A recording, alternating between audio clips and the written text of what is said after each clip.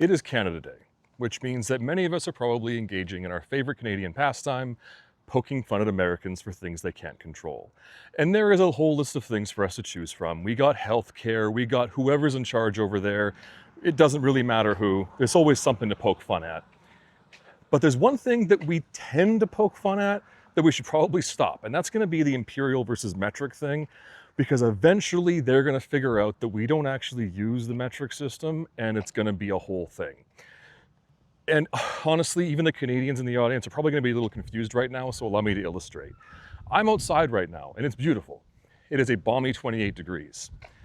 And every Canadian understands what I'm saying right now. The Americans don't, but the Canadians do. 28 degrees Celsius is quite nice. But when I'm home and I'm putting a cake in the oven, I am not measuring that in Celsius. I'm setting that thing to 350 degrees, 325, for an extended period of time. When I'm putting my dino nuggies in there, I am not measuring in Celsius.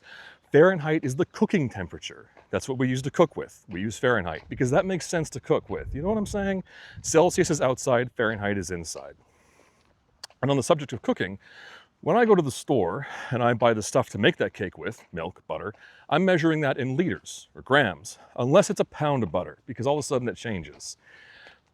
But then I take it home and I measure it in cups, and cups are an imperial measurement, because again, it changes again. While we're on the subject of weight, when I'm measuring a small thing, like medication, well, we're in milligrams. As we get bigger, we go to grams.